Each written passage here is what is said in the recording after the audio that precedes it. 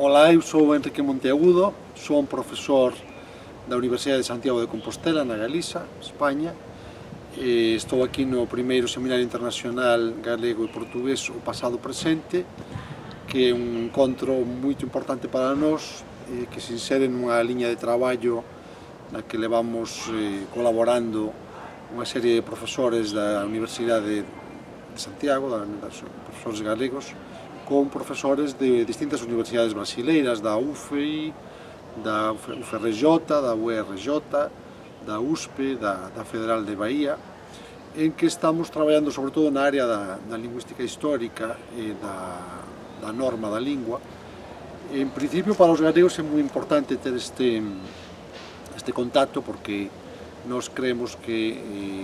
nós, a través da nosa lingua do galego, temos unha porta aberta ao mundo. A nosa lingua é unha lingua irmá do portugués e a través queremos aproveitar esta proximidade lingüística e cultural para o mutuo enriquecemento académico e cultural. E ademais creemos que a situación do galego como unha lingua minorizada, que estivo secularmente reprimida e que só nas últimas décadas comeza a ser recoñecida, pois tamén nos dá unha perspectiva distinta sobre a historia da lingua, sobre a socioloxía da lingua, que nos permite tamén digamos, romper certos tabús que circulan. No Brasil achamos moi inspirador o debate que está habendo sobre a redefinición da lingua portuguesa no Brasil, e o debate que está habendo para que a norma culta da lingua dea máis acollida ao que son as prácticas lingüísticas do conxunto da población, e para superar preconceitos prescriptivistas e elitistas sobre a lingua. Penso que nós, modestamente, desde a nosa posición dunha lingua minorizada que está loitando por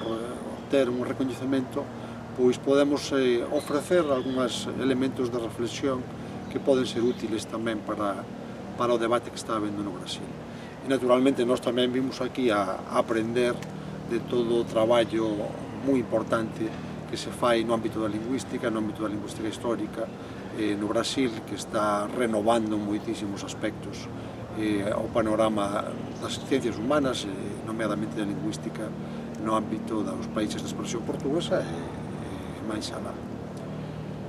Logo, por outra parte, queremos dar unha continuidade a este seminario, queremos facelo regular, bianual. Queremos facer o próximo seminario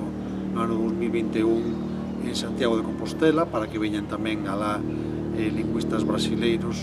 e coñezan a realidade de Galicia. Creemos que é unha realidade que é moi interesante para, de feito, os lingüistas brasileiros que xa viñeron a Galiza e que xa coñecen Santiago, xa eles atoparon o interese que poden ter para eles coñecer mellor a nosa realidade. Temos a fortuna de que neste encontro, nesta rede de colaboracións, están algunhas das personalidades, algunhas das figuras máis interesantes, máis importantes da lingüística brasileira hoxe. Varios dos profesores que están aquí e profesoras son personalidades de referencia dentro da propia lingüística do Brasil, e para nós isto axúdanos moito, como digo, como unha cultura, un país secularmente oprimido, unha lingua reprimida que está loitando por este recoñecemento, pois ter o apoio, a solidaridade académica e moral, pois, de persoas que teñen un recoñecemento científico tan grande, un prestixio académico tan grande como varios dos profesores que están aquí, pois para nós é unha axuda moi importante. Eu tamén viño dar un minicurso coa profesora Rosario Álvarez, en que era sobre a dialectoloxía histórica do galego e o portugués, en que justamente o que nos esforzamos é, no plano puramente académico, de mostrar a utilidade que ten o coñecemento do galego ao longo da súa historia e dos dialectos galegos actuais para esclarecer problemas embarullados, complicados, da historia lingüística do portugués e incluso da gramática do portugués actual. Eu foquei a miña parte do seminario, do minicurso, en unha cuestión da gramática do portugués e do galego medieval, do galego portugués, e a profesora Rosario focou a aspectos máis de actualidade. Queríamos mostrar o interese que tiña este tipo de pesquisa, queríamos axudar a ensinar un pouco cales son os métodos que hai que utilizar para facer esta pesquisa e mostrar o interese que ten para confrontar problemas actuais da lingua, pois un análise, un coñecemento máis profundo da variedade lingüística no espazo a través da historia, que esta era basicamente a nosa idea. Eu tamén na miña conferencia falei un pouco de que o lema deste seminario, que é o pasado presente, resume un pouco cal é a perspectiva desde a que nós traballamos. Nós traballamos en lingüística histórica, traballamos en sociolingüística, non simplemente por reconstruir académicamente unha historia que xa foi, reconstruir unha trayectoria pasada, senón porque estamos convencidos de que reescribir esa historia con unhas perspectivas novas, con unhas perspectivas máis actuais, que somos moito máis conscientes da variación da lingua, que somos máis conscientes dos límites que tiña a nosa disciplina, porque estaba moi atada a ideoloxías nacionalistas, a legitimación de poderes establecidos, e nos estamos cuestionando iso, estamos intentando facer unha lingüística que se libere deses limites epistemolóxicos.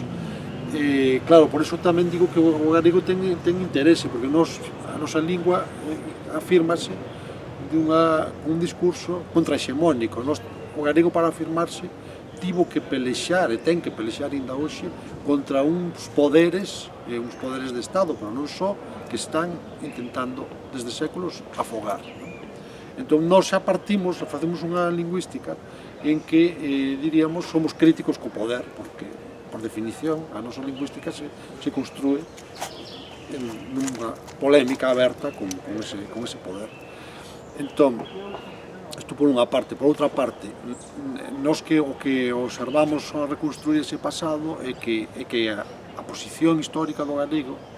como a fonte, a orixe da que naceu o portugués e da que, por tanto, finalmente deriva o portugués do Brasil, foi escurecida como parte, efectivamente, de unha historia de oscurecemento e de marxinación do noso propio país. Entón, non recuperar esa historia é unha maneira de reivindicar a dignidade e os dereitos, a dignidade do noso país, os dereitos da xente que fala galego e os nosos dereitos como falantes, dunha lingua minorizada. E por que nos interesa facelo isto especialmente no Brasil? Bueno, porque, como dixen antes, é un país que fala unha lingua irmá da nosa, co que nos podemos entender. De feito, nós temos unha acollida moi boa no Brasil, e vemos como, a pesar de todas as dificultades que está tendo hoxe, nós defendemos que tan descendente, tan lexítimo do galego medieval é o brasileiro como o galego de hoxe. Non consideramos que estamos máis herdeiros, non temos unha cota maior de herdanza nesa lingua do que teñen os portugueses ou do que teñen os brasileiros. Nós creemos que todos temos a mesma cota de herdanza, todos somos descendentes desa lingua. Por tanto, nós non estamos reivindicando un privilexio sobre ninguén, simplemente estamos reivindicando que esa historia, que realmente foi así, que o portugués naceu do galego e que, por tanto, o portugués do Brasil ven do galego, pero nós non temos máis dereitos que ninguén para ser herdeiros desa lingua, somos iguais. E sabemos, ademais, como decía, que hoxe, con todas as dificultades que está arrostrando o propio país, con todas as dificultades que está arrostrando a universidade pública, que está sendo atacada no Brasil, con todas as dificultades, os problemas que está confrontando os profesores e os funcionarios públicos no Brasil, vemos como eles continúan nesta tarefa fan un esforzo de organizar este seminario vencendo todas as dificultades e non se desvían do camiño que marcamos entre todos de construir este relato, de construir esta colaboración, de facer estas redes de colaboración, porque nós creemos no futuro.